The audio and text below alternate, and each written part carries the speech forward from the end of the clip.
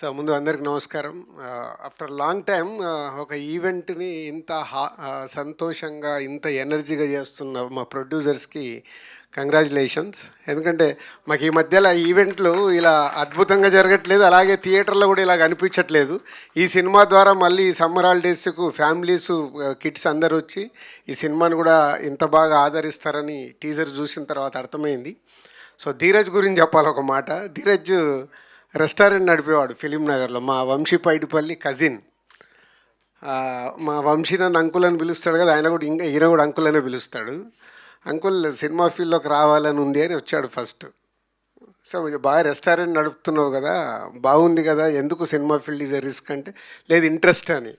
అలా నన్ను అడిగి నా ద్వారా కాకుండానే తన ద్వారా తన రూట్ వేసుకుంటూ ఇక్కడ వరకు ఇన్ని సక్సెస్ఫుల్ తీస్తున్న ధీరజ్ని అభినందించకుండా ఉండలేను. అంటే సినిమా పైన ఇంట్రెస్ట్ ఉంటే ఎలాంటి సక్సెస్ఫుల్ సినిమాలు తీయచ్చు అనేది మళ్ళీ ఈ జనరేషన్లో ధీరజ్ ప్రూవ్ చేశాడు. సో ఈ సమ్మర్ హాలిడేస్ అండ్ వాళ్ళ పార్ట్నర్ గిరి గారు ఇద్దరు కలిసి తీస్తున్నారు. Is all the best.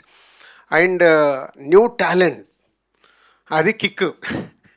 సినిమాలో ఇంతమంది న్యూ టాలెంట్ దాన్ని ఇంట్రడ్యూస్ చేయడం ప్రొడ్యూసర్స్గా మేము బిగినింగ్స్లో ఎలా అయితే చేశామో అలా చేస్తున్నారు. న్యూ టాలెంట్ వచ్చినప్పుడు ఆటోమేటిక్గా సక్సెస్ ఈజీగా వస్తుందని నేను నమ్ముతాను. సో మీ సినిమా ఈ సమ్మర్ హాలిడేస్ పెద్ద సక్సెస్ కావాలి, మీ అందరికీ మంచి పేరు, అలాగే సినిమా ఇండస్ట్రీకి ఒక కొత్త ఒరవడి. అంటే ఇలాంటి కిడ్స్ సినిమాలు ఎప్పుడో కానీ రేర్, నాకు వెనకకి తిరిగి చూస్తే ఆలోచిస్తున్నాను ఎప్పుడు వచ్చి ఉంటుంది అని.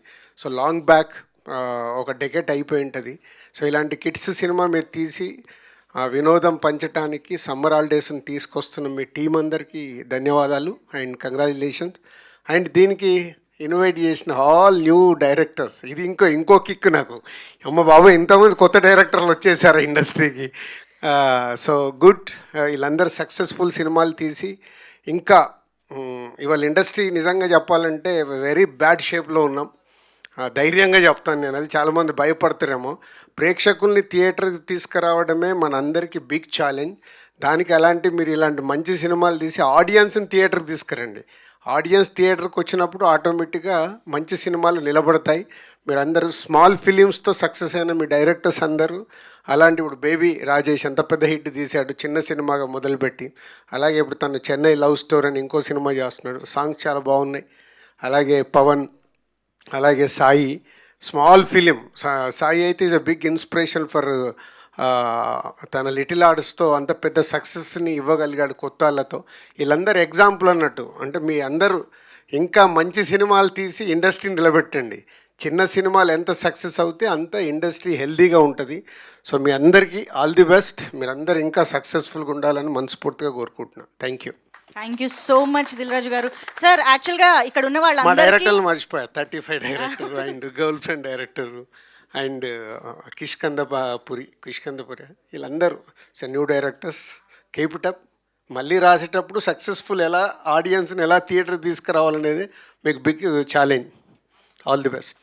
Super sir. సార్ యాక్చువల్లీ ఇక్కడ ఉన్న వాళ్ళందరికీ ఒక కామన్ క్వశ్చన్, ఇంపార్టెంట్లీ మా గెస్ట్లందరికీ, డైరెక్టర్స్ అందరికీ కూడా, సమ్మర్ హాలిడేస్ బెస్ట్ మెమరీ.